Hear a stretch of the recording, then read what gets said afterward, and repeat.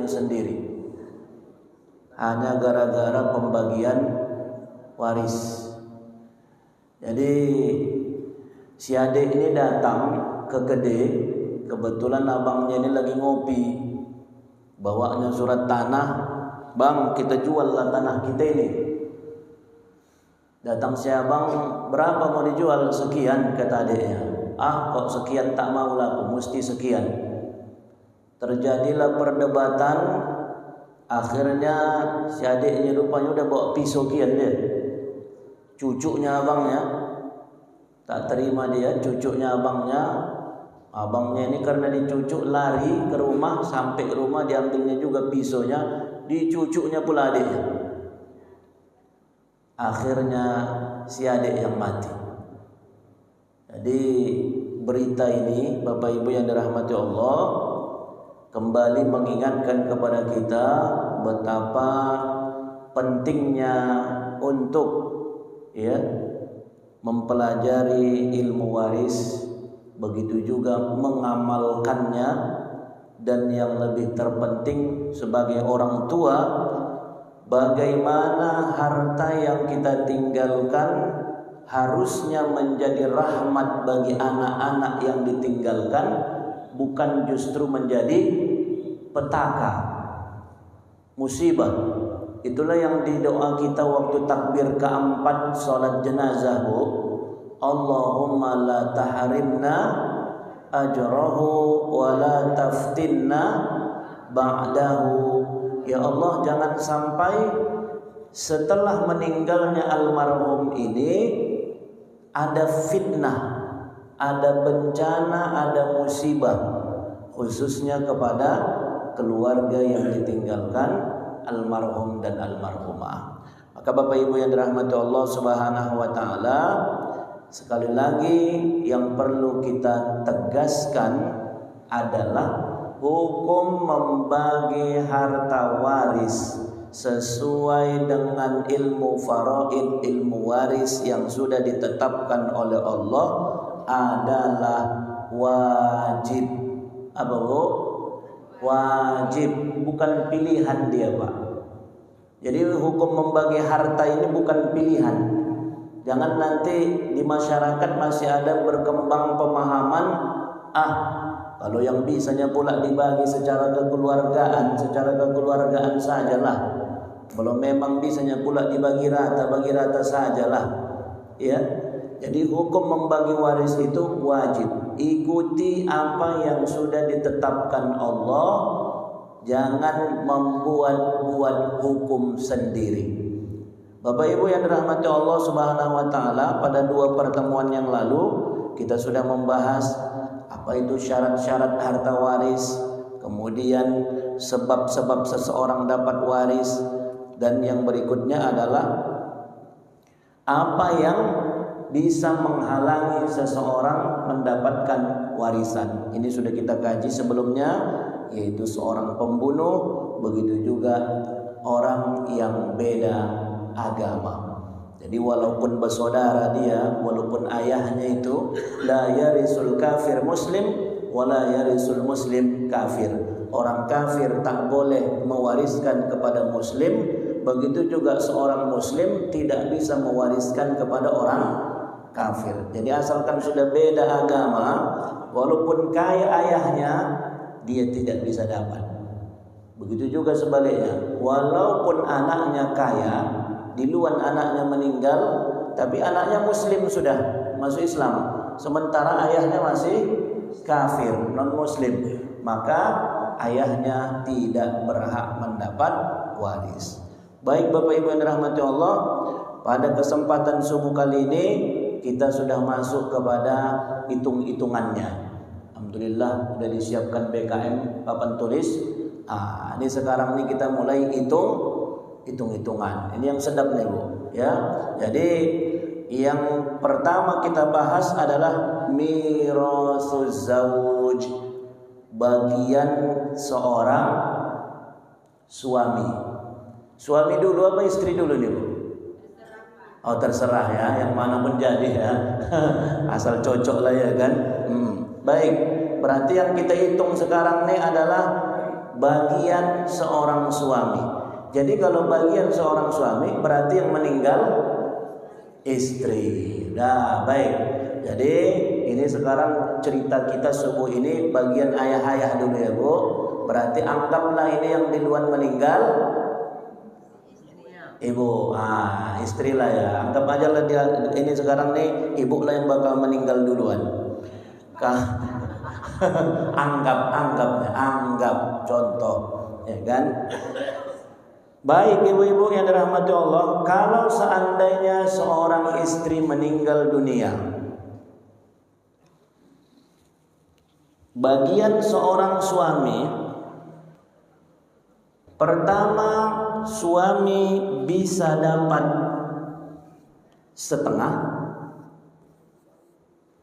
suami juga bisa dapat 1/4. Berapa Bu? Setengah sama 1/4. Jadi orang bapak kita Pak sebagai suami, kalau meninggal duluan istri kita, bagian kita bisa dapat setengah dari harta istri atau 1/4. Kapan seorang suami dapat setengah?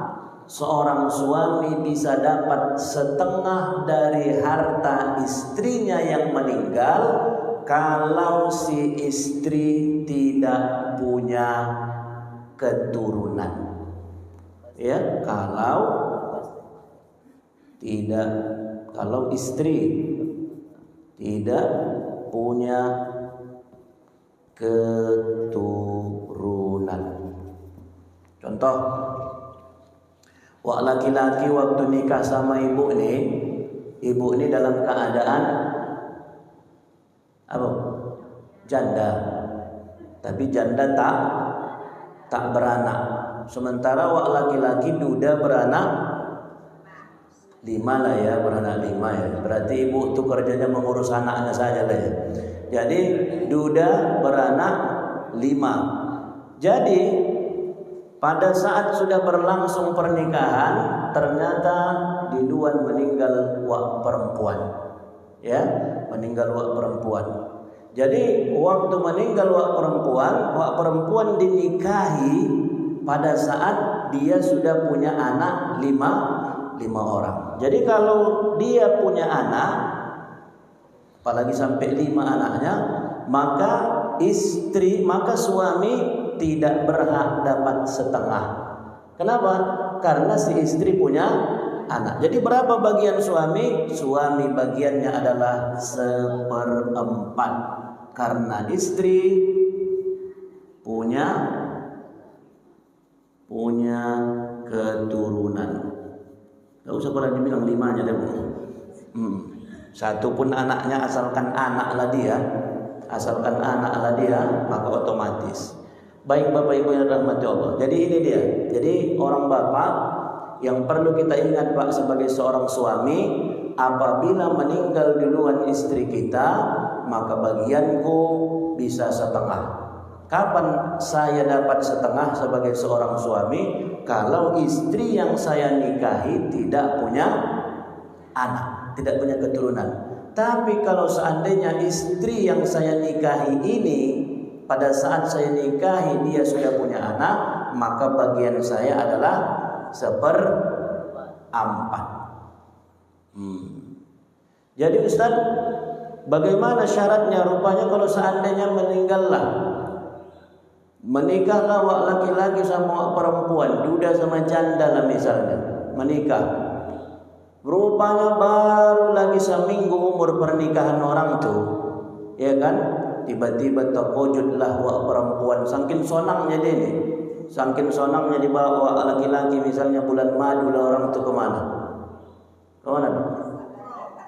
Umroh. Ya kan? Rupanya sampai di tanah suci saking kan senangnya, berdebar-debar jantungnya lewat perempuan di sana.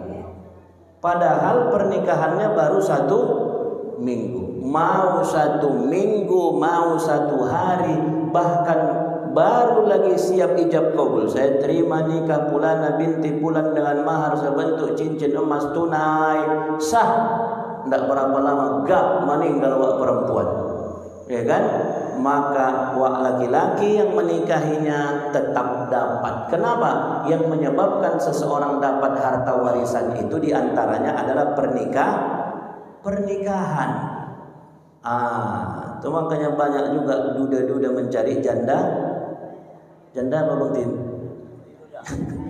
Janda kaya, ya kan? Begitu juga banyak janda banyak cari duda keren, ya kan? Banyak. Tapi di sananya itu, kalau di sini mudah-mudahan. Karena banyak juga jemaah omak-omakku tanya, "Oh Bu, ibu-ibu janda, karena kan janda-janda ini ada pengajiannya Ustadz pengadilan. Ada pengajiannya. Apa? La tahzan. Jadi pengajian omak-omak janda, pengajiannya jamaah nama pengajiannya La tahzan, jangan bersedih. Mami Hanim ketuanya itu. Jadi jemaahnya semuanya janda, kurasa nanti ustadznya pun dudanya itu. Jadi kalau orang ibu ada lagi rencana hendak menikah, tidak ada lagi ustaz, tidak ada lagi, udah itu cinta sehidup semati, ya kan? Bisanya lagi nanti berjumpa ustaz sama suamiku di sana, bisa, insya Allah. Tapi tak tahu entah laki-laki entah mau entah berjumpa lagi sama ibu, kan begitu? Iya. Kalau ditanya bapak tuh, bapak maunya lagi bapak berjumpa sama perempuan, oh udah Pak Ustaz cukuplah di dunia katanya. Jadi oleh karena itu ibu-ibu yang dirahmati Allah, ini kalau yang meninggal adalah suami. Tapi begini Bapak Ibu, negara kita sekitar tahun 1980-an pada saat Presiden Soeharto, alhamdulillah sudah jadi pahlawan dia sekarang ya Pak. Jadi terlepas dari kelebihan dan kekurangan Soeharto, ya Bapak Prabowo Presiden kita sudah menganugerahkan gelar pahlawan untuk Soeharto. Termasuklah salah satu amal jariah daripada Soeharto adalah membuat kompilasi hukum Islam. Jadi kompilasi hukum Islam ini apa Bapak Ibu? Hukum Islam yang bernuansa Nusantara, yang nuansanya adalah Indonesia. Karena boleh jadi belum tentu ini cocok di negara lain. Termasuk yang dibahas dalam kompilasi hukum Islam itu adalah ada yang namanya Bapak Ibu harta bersama. Apa Bu? Apa itu harta bersama? Harta yang didapat setelah pernikahan. Beda dengan di negara Arab atau zaman dulu. Di zaman Nabi SAW, ya, dan memang begitulah yang dituntun sebenarnya dalam Islam, bahwa yang mencari rezeki itu, yang bekerja mencari nafkah itu pada asalnya adalah siapa Pak? Laki-laki. Ya, makanya dulu tidak ada dalam kitab-kitab fikih dibahas tentang harta bersama.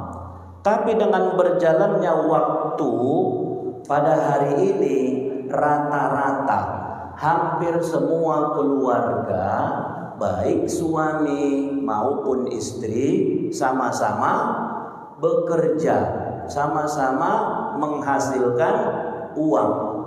Maka ketika mereka sudah berkeluarga, maka tidak sedikit rumah tangga yang misalnya sebelum menikah belum punya rumah, setelah menikah mulai bangun rumah, mulai beli mobil, mulai membeli sawit, beli ladang, sudah mulai semuanya.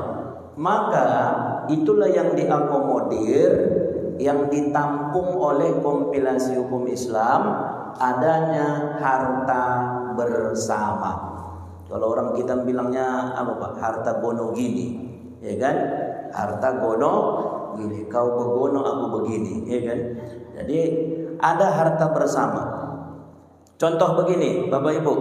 Contoh, istri sebelum dia menikah dengan suaminya, dia sudah bekerja. Maka pada saat dia sudah bekerja, dia nabung, dia sudah punya rumah.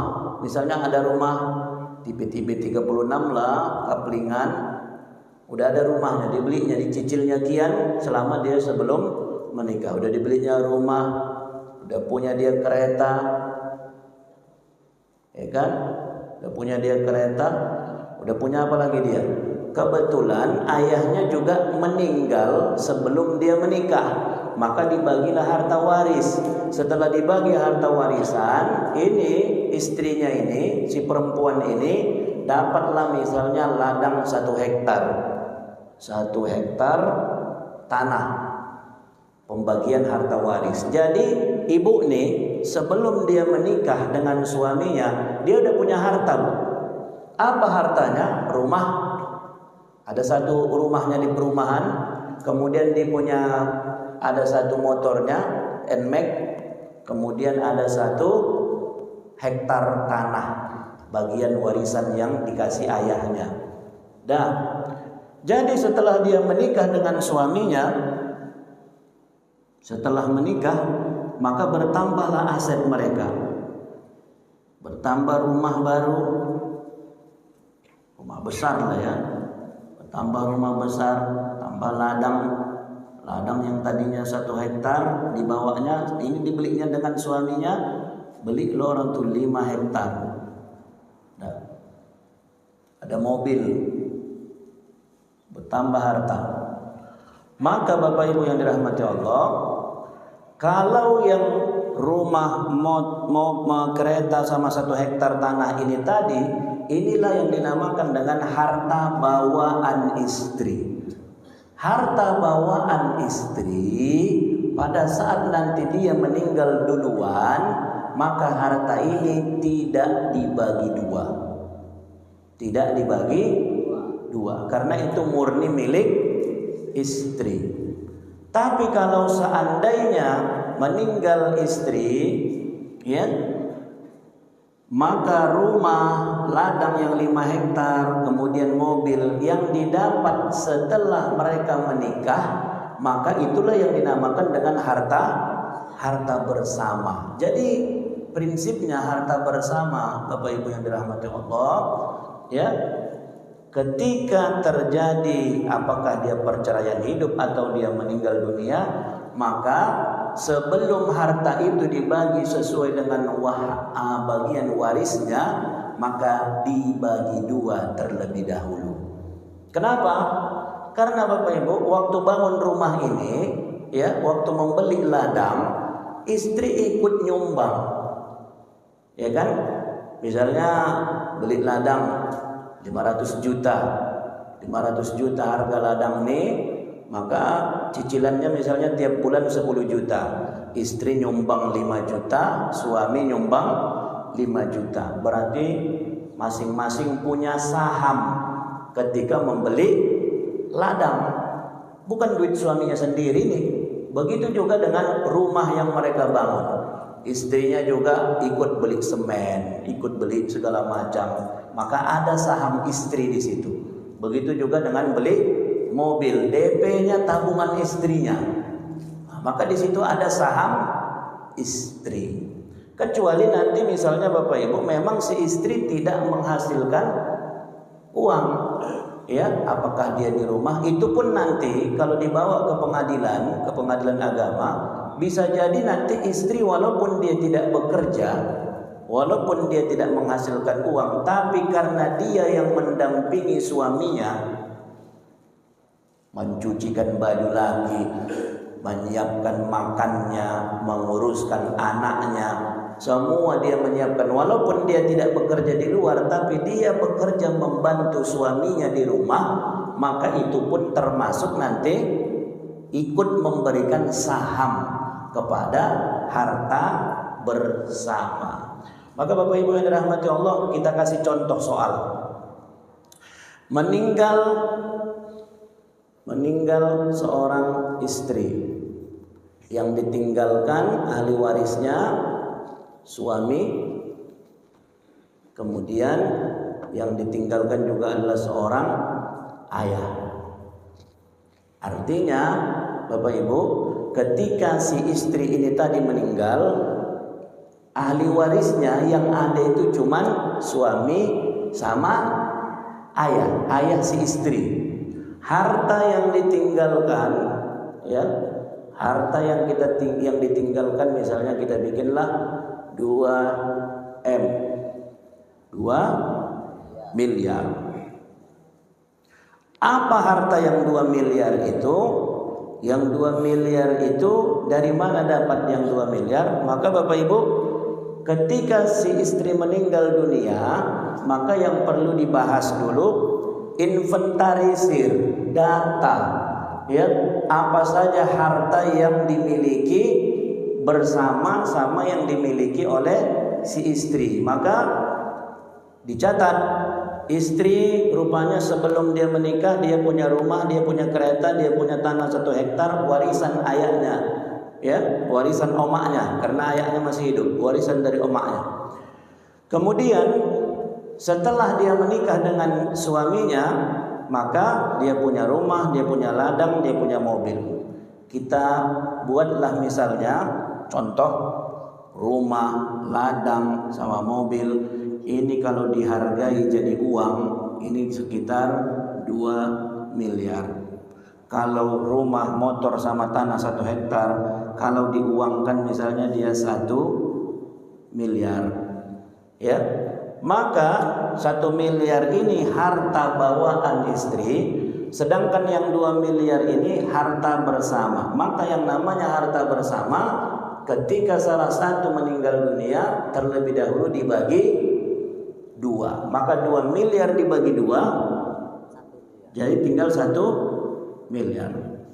Baik, jadi harta yang ditinggalkan istri totalnya 2 miliar. 1 miliar dari harta dibawanya, 1 miliar dari harta peninggalan, dari harta bersama. Berarti 2 miliar lah yang ditinggalkan istri. Maka Bapak Ibu yang dirahmati Allah, seterusnya yang kita hitung adalah berapa bagian suami. Berapa bagiannya, Pak? Berapa? Setengah. Kenapa setengah? Karena ahli waris tidak ada anak, berarti setengah. Ayah bagiannya adalah sisa, ya, sisa, asobah. Iya, berarti setengah dari 2M berapa, Bu? 1 miliar. Sisanya 2 miliar kurang 1 miliar tinggal 1 miliar. Berarti ahli waris si istri ini, suaminya dapat 1 miliar, ayahnya dapat 1 miliar. Suaminya dapat 1 miliar plus, ya, plus 1 miliar lagi setelah pembagian harta bersama. Berarti begitu meninggal istri, ya, suaminya dapat 2 miliar. 1 miliar dari harta bersama, 1 miliar peninggalan istri. Sedangkan ayah dia dapat asobah, sisa dari setelah dibagi. Baik, contoh yang kedua, meninggal istri. Ini kan tadi cerita kita istri duluan meninggal. Ahli waris suami, kemudian ada anak, 1 anak laki-laki, 1 anak perempuan. Berapa bagian suami? Berapa, Pak? 1/4. Kenapa 1/4? Karena ada anak. Anak laki-laki dan anak perempuan, apabila anak itu ada laki-lakinya, ada perempuannya, karena beda nanti ya, Bu. Kalau anak awak cuma 1 perempuan, beda itu. Kalau anak awak cuma 2 perempuan, beda itu. Kalau anak awak 3-3-nya perempuan, beda juga. Baru kalau anak awak satu laki-laki satu perempuan, atau ada laki-lakinya ada perempuan, bagiannya pun berbeda. Nanti kita hitung. Jadi kalau satu anak laki-laki dan satu anak perempuan, ini mereka dapat sisa asobah, ya, sisa dari harta. Harta yang ditinggalkan, kita bikin misalnya 400 juta, berarti 1/4 kali 400 juta sama dengan 100 juta. Bagian suami 100 juta. 400 juta dikurang 100 juta, maka sisa dari harta untuk anak-anak adalah 300 juta. Berapa bagian anak laki-laki? Bagian anak laki-laki 2 kali anak perempuan. Berarti satu anak laki-laki kita hitung 2. Satu anak perempuan tetap dihitung 1. Berarti 300 juta dibagi 3, 100 juta. Berarti anak perempuan 100 juta, anak laki-laki 200 juta. Baik Bapak Ibu, ini contoh kalau seandainya yang meninggal adalah istri. Jadi suami bisa dapat setengah kalau si istri tidak punya keturunan. Isi suami bisa dapat 1/4 kalau seandainya istrinya punya keturunan. Jelas Bapak Ibu? Ya, sampai di sini dulu ya, cukup dulu ya. Nah, jadi pembagiannya